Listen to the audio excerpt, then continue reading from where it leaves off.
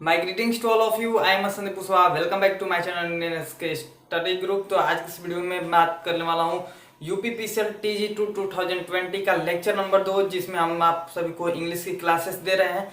इससे पहले वाले वीडियोस में मैंने आप सभी को बेसिक कॉन्सेप्ट के बारे में ऑलरेडी बता रखा है। तो ये लेक्चर नंबर 2 है।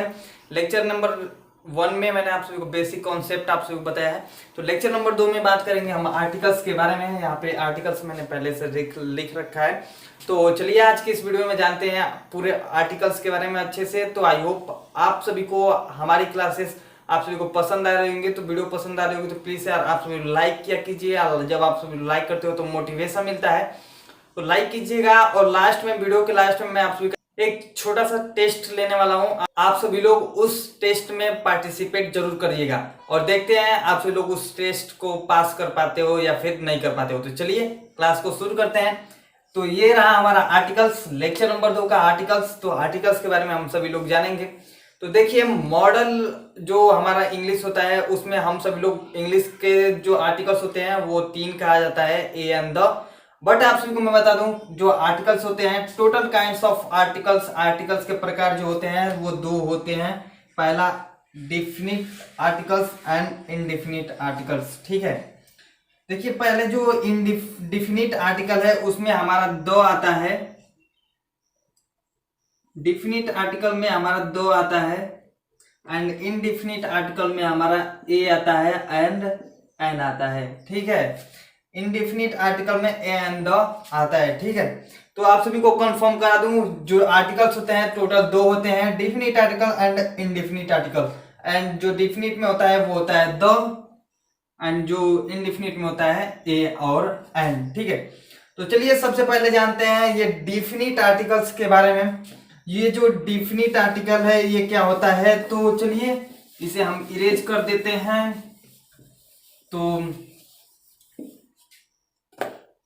तो चलिए डिफिनिट आर्टिकल्स में जो हमारा ए और एन है, तो इसे हम पहले यूज ऑफ एन का जानते हैं। यूज ऑफ ए, पहले ए से शुरुआत करते हैं। तो ए है, तो ए का यूज कहाँ होता है इसके बारे में पहले जानते हैं।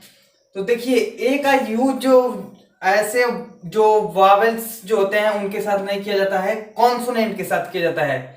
जो ए का यूज होता है वो कॉन्सोनेंट के साथ होता है, जिनका और एट सेकेंड जो होती है यूज का, जो ए का यूज किया जाता है वो कॉन्सोनेंट के साथ किया जाता है, और जिनका उच्चारण कॉन्सोनेंट से होता है उन्हीं के साथ ए का यूज किया जाता है। तो आई होप आप सभी को समझ में आया होगा। तो जो मान लीजिए ए का यूज कहाँ हम करेंगे, तो लिख देते हैं यहाँ पे। एक एग्जांपल मैं ले लेता हूँ यहाँ पे, और एक बार आप सभी लोग केयर कीजिएगा। लास्ट में मैं चल के आप सभी का एक छोटा सा टेस्ट लेने वाला हूँ, आप सभी लोग उस टेस्ट में जरूर पार्टिसिपेट करिएगा। तो मैं एक एग्जाम्पल ले लेता हूँ यहाँ पे। एग्जाम्पल यहाँ पे एक छोटा सा ले लेता हूँ।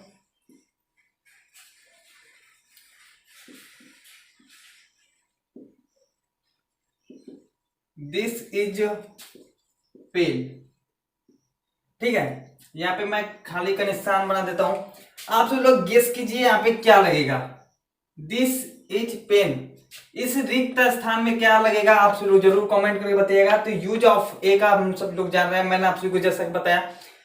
यूज ऑफ ए का यूज वहां पे किया जाता है, कॉन्सोनेंट के साथ किया जाता है, और जिनका उच्चारण कॉन्सोनेंट से होता है उसके साथ हम सभी लोग ए का यूज करते हैं। ठीक है, ए का।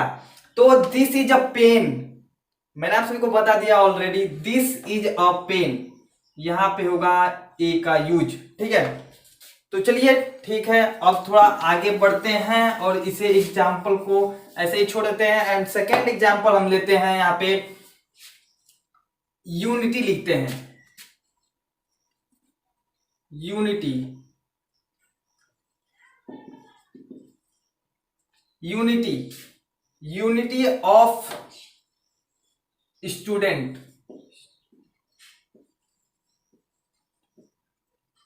स्टूडेंट्स। ठीक है, यूनिटी ऑफ स्टूडेंट्स।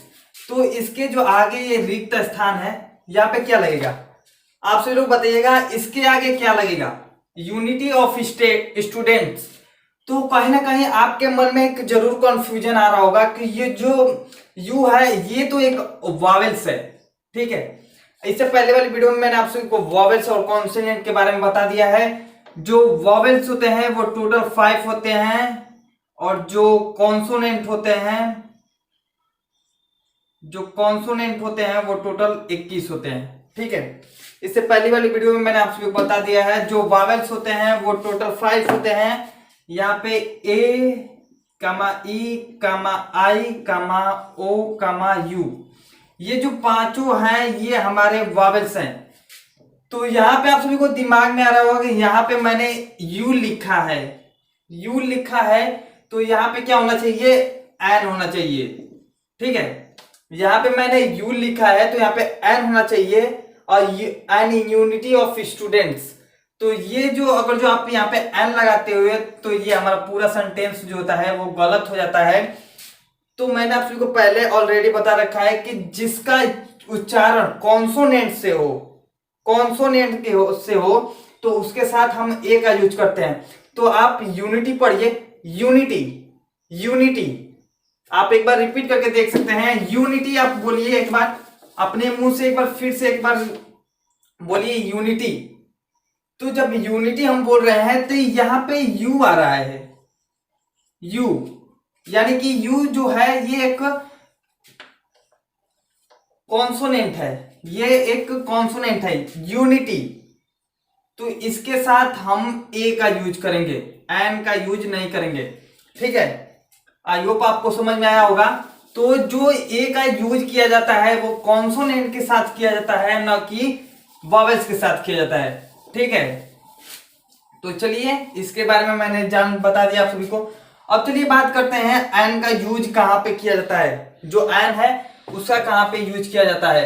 तो चलिए इसे मैं इरेज कर देता हूं और यहां पे लिख देता हूं यूज ऑफ एन।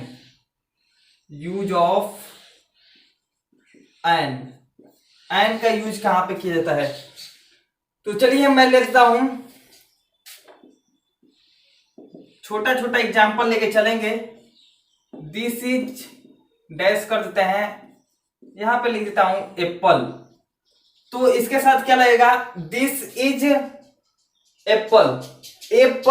यानी कि जो एन का यूज होता है वो वॉवेल्स के साथ किया जाता है और जिसका उच्चारण वॉवेल से हो उसके साथ हम सभी लोग एन का यूज करते हैं। तो एग्जांपल में मैंने लिखा है ऑलरेडी, दिस इज एप्पल। यहाँ पे ब्लैंक है, ये रिक्त स्थान है। तो यहाँ पे क्या होगा, दिस इज एप्पल, तो यहाँ पे हो जाएगा an apple. This is an apple. Apple जब हम सभी लोग बोल रहे हैं एप्पल, तो ए से इसका पहला जो लेटर है वो ए से शुरू हो रहा है, तो इसका जो होगा इसके साथ एन का यूज किया जाएगा। तो आई होप आप सभी को समझ में आया होगा। तो चलिए ऐसे ही हम सभी लोग आगे एक और छोटा सा एग्जांपल ले लेते हैं। तो चलिए दूसरा एग्जांपल मैं ले लेता हूं। देखिए, जब भी किसी वॉवेल्स के साथ या फिर जब भी कोई वर्ड वॉवेल्स से उसका उच्चारण हो रहा हो तो उस समय हम एन का यूज करेंगे। जैसे ले लेते हैं एग ले लेते हैं, फिर ले लेते हैं इंक पॉट, एंड तीसरा जो है वो लेते हैं अम्ब्रेला। ठीक है, तो जो इसका एग है, ये एग, तो जब इसका उच्चारण हम सभी लोग करेंगे तो इसका जो उच्चारण हम सभी लोग जब करेंगे तो ई से शुरू हो रहा है, एग ई से शुरू हो रहा है। तो इसके साथ हम सभी लोग एन का यूज करेंगे। एंड इंक पॉट, तो ये भी ई से शुरू हो रहा है, तो एन का यूज करेंगे। अम्ब्रेला, तो एन अम्ब्रेला। तो अम्ब्रेला तो जब बोल रहे हैं तो इसके भी साथ हम सभी लोग एन का यूज करेंगे। ठीक है, तो चलिए ये हो गया हमारा इनडिफिनिट आर्टिकल्स। अब चलिए बात कर लेते हैं डिफिनिट आर्टिकल। डिफिनिट आर्टिकल में हमारा जो आता है वो आता है द। तो चलिए जान लेते हैं द का यूज कहां पे किया जाता है और जो द है उसके भी बारे में जानते हैं। तो यहाँ पे मैं लिख देता हूं यूज ऑफ द। ठीक है, दो, ठीक है। तो देखिए द का यूज कहाँ पे किया जाता है, द का यूज वहां पे किया जाता है हिस्टोरिकल प्लेस हो गया, कोई कंट्री हो गई, कुछ कंट्री के साथ किया जाता है, जैसे होली बुक हो गई, होली बुक्स जो होती हैं उनके साथ किया जाता है, सिंगुलर काउंटेबल नाउन के साथ किया जाता है, और ए एंड द जो होते हैं वो भी सिंगुलर काउंटेबल नाउन के साथ ही यूज किया जाता है। ठीक है, तो द का यूज सिंगुलर काउंटेबल नाउन के साथ यूज किया जाता है, हिस्टोरिकल प्लेस के साथ किया जाता है, होली बुक्स के साथ किया जाता है, किसी माउंटेन के साथ किया जाता है। फिर से द का यूज नदियों के साथ किया जाता है, राज्यों के साथ किया जाता है, जो बड़े बड़े राज्य होते हैं उनके साथ किया जाता है, जो शहर होते हैं उनके साथ किया जाता है। तो चलिए अब इसके एग्जाम्पल को जान लेते हैं। तो आर्टिकल्स के बारे में ऑलरेडी सब चल रहा है, तो द का यूज कहाँ पे किया जाता है। मान लीजिए जैसे हमारी एक हॉली बुक मैं ले लेता हूं गीता, तो इसके आगे द लगाएंगे, द गीता लिखेंगे, गीता, ठीक है, द गीता, ठीक है, द गीता यानी कि एक हॉली बुक है। ऐसे ही द रामायणा लिखेंगे,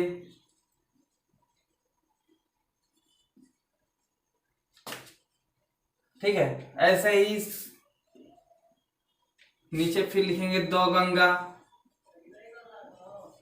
तो ये जो सब है ये सब नदी के साथ करेंगे, द गंगा रिवर। फिर से ऐसे जो शहर हैं इलाहाबाद, दिल्ली, ऐसे ही जो होते हैं उनके साथ हम द का यूज करेंगे। तो आई होप द का यूजेस भी आप सभी लोग जान गए होंगे। तो चलिए जान लेते हैं ए और एन का कहाँ कहाँ यूज नहीं किया जाता है। तो सबसे पहले जान लीजिए जो हमारा प्रॉपर नाउन होता है उसके साथ नहीं किया जाता है, जो अनकाउंटेबल नाउन होते हैं उनके साथ नहीं किया जाता है, जो हमारे प्लूरल जो नाउन होते हैं उनके साथ नहीं किया जाता है। तो चलिए मैं आप सभी को एक छोटा सा एग्जांपल से समझाता हूं। तो जो हमारा एग्जांपल मैं लिख लेता हूं यहाँ पे। तो एग्जांपल में मान लीजिए जैसे कोई नाम ले लेता हूं, मैं मोहन ले लेता हूं, मोहन हो गया, फिर से राम हो गया, फिर से रोहित हो गया, फिर से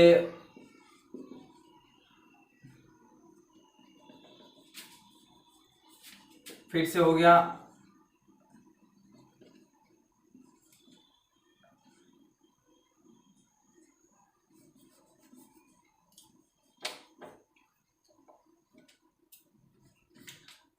तो चलिए इतने सब हो गए। तो देखिए मोहन के साथ हम कभी ए और एन का यूज नहीं करेंगे, मोहन के साथ ए और एन का यूज नहीं करेंगे, और राम के साथ कभी ए एन यूज का नहीं प्रयोग करेंगे, और रोहित के साथ कभी ए और एन का यूज नहीं करेंगे।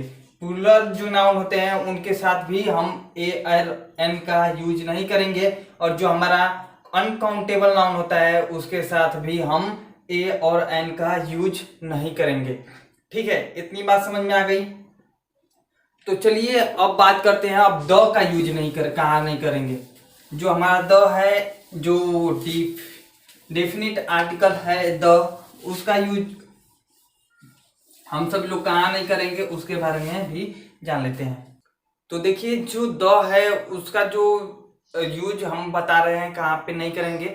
जो द होता है उसका हम सब लोग पॉसेसिव एडजेक्टिव जो होता है उसके साथ नहीं करेंगे, जो पॉसेसिव नाउन होता है उसके साथ नहीं करेंगे। जैसे मान लीजिए यहाँ पे मैंने लिखा मोहन, ऐसे जो मोहन्स मैंने ऐसे लिखा, तो इसके साथ हम सभी लोग कभी द का यूज नहीं करेंगे। अगर जो इसके साथ आप सभी लोग द का यूज करते हो तो ये पूरा गलत हो जाएगा। ठीक है, तो इसके साथ हम सभी लोग इसका यूज नहीं करेंगे। ठीक है, इन सारी चीजों का अपने माइंड में दिमाग में बैठाए रखिएगा। तो इनका यूज हम सभी लोग इनके साथ नहीं करेंगे। चलिए मैंने आप सभी को अच्छे से आर्टिकल्स समझा दिए हैं। आर्टिकल्स के बारे में दोनों जो आर्टिकल्स के दो प्रकार होते हैं उसको मैंने आप सभी को समझा दिया है। जो डेफिनिट होता है उसे भी, जो इनडेफिनिट आर्टिकल्स होता है उसे भी। ठीक है, तो चलिए जो मैंने बोला था कि चल के आप सभी के लास्ट में जो एक छोटा सा टेस्ट होगा कि आप सभी को समझ में आया है कि नहीं आया है। तो चलिए मैंने यहाँ पे 5 क्वेश्चंस आप सभी के लिए पुटअप किए हैं। तो चलिए आप सब लोग देखिएगा और खुद से एक बार घर पे बनाने की कोशिश कीजिएगा, ठीक है। तो जो पहला क्वेश्चन है, आई हैव 1 रुपीज। 1 रुपीज आप सब लोग कॉपी पे नोट कर लीजिएगा रॉक पे और बताइएगा यहाँ पे क्या फिल किया जाएगा। ये फिल इन द ब्लैंक्स है। ऐसे ही करके आप सभी के जो क्वेश्चंस हैं वो एग्जाम्स में आते रहते हैं। तो यहाँ पे आप सभी से मैंने पहला क्वेश्चन पुटअप किया। यहाँ पे जो पहला क्वेश्चन है, आई हैव 1 रुपीज, तो यहाँ पे क्या भरा जाएगा आप सभी बताइएगा। एंड सेकेंड जो क्वेश्चन है वो है, I am honest boy. I am honest boy, यहाँ पे फिल इन द ब्लैंक्स है, यहाँ पे ब्लैंक है। एंड थर्ड क्वेश्चन मैंने लिखा है यहाँ पे फिर से ब्लैंक, फिर चिल्ड्रेन्स आर नॉटी, चिल्ड्रेन्स और नॉटी। चौथा क्वेश्चन मैंने यहाँ पे पुटअप किया है, राम इज यूरोपियन, यहाँ पे ब्लैंक है, यहाँ पे क्या भरा जाएगा आप सब बताइएगा। एंड जो पांचवा है यहाँ पे ब्लैंक है, यहाँ पे ताजमहल इज वेरी ब्यूटीफुल, ठीक है। तो आप सभी लोग बताइएगा इसका जो क्या होगा, इनमें इन सारे पांचों जो ब्लैंक है इसमें क्या क्या फिल किए जाएंगे, ठीक है।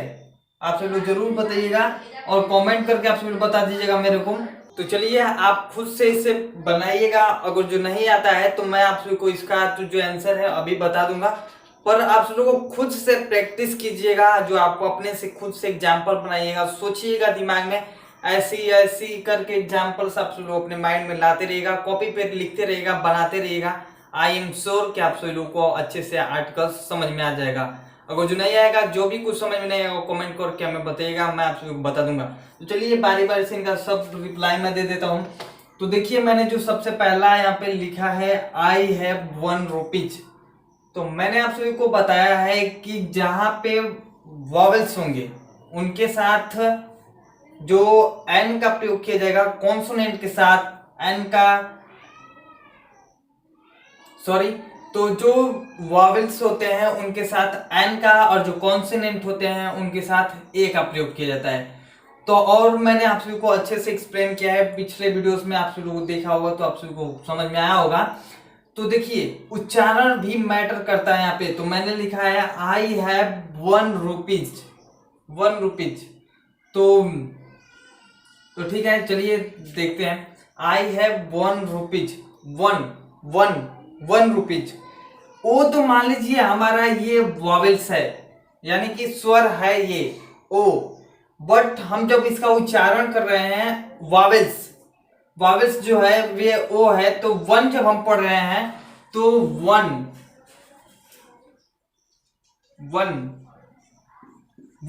पढ़ रहे हैं 1। तो जो वो है ये हमारा वॉवेल्स नहीं है, ये हमारा कॉन्सोनेंट है। तो यहां पे हमारा जो लगेगा ए लगेगा, ए यहां पे भरा जाएगा, ठीक है। आई हैव 1 रुपीज, ठीक है। एंड सेकेंड पे आ जाते हैं, आई एम ऑनेस्ट बॉय, यहाँ पे ब्लैंक मैंने रखा है। तो ये जो ब्लैंक है यहाँ पे मैं आपसे से पूछा था कि आई एम ऑनेस्ट बॉय, ठीक है। तो जब अब ऑनेस्ट जो है इसका जब हम सभी लोग उच्चारण करेंगे तो ओ से शुरू होगा, ऑनेस्ट,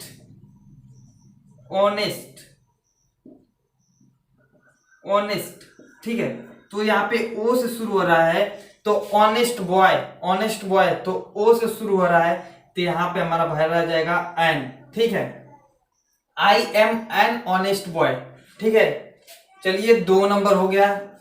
तो आप सभी भी अपने जो लिखा है आप सब लोग उसे भी मिलाइएगा। तो तीसरे में द भरा जाएगा। एंड जो अगली बात आती है वो है राम इज यूरोपियन। तो जो ई है, ई तो एक हमारा वॉवेल्स है, बट यहाँ पे जब इसका आप सब लोग उच्चारण करोगे यूरोपियन, ठीक है। जब लिखोगे तो यू से शुरू हो रहा है, तो यहाँ पे भी ए ही भरा जाएगा, ठीक है। ताजमहल जो एक फेमस प्लेस है, तो इसके साथ हमारा द का यूज किया जाएगा, ठीक है। तो आई होप आप सभी को ये सारे जो मैंने जो ये सब सेंटेंस दिए थे आप सभी को समझ में आया होगा, आप सभी ने खुद से ट्राई किया होगा। तो आप सभी ने अपने मिलाप कर लीजिए कितने आप सभी लोगों ने सही बनाया है। तो आई होप आज की ये क्लास आप सभी को पसंद आएगी तो प्लीज लाइक कर दीजिएगा, कमेंट कर दीजिएगा एंड अपने फ्रेंड के साथ शेयर कर दीजिएगा। तो चलिए मिलते हैं किसी नेक्स्ट क्लास के साथ, तब तक के लिए जय हिंद जय भारत।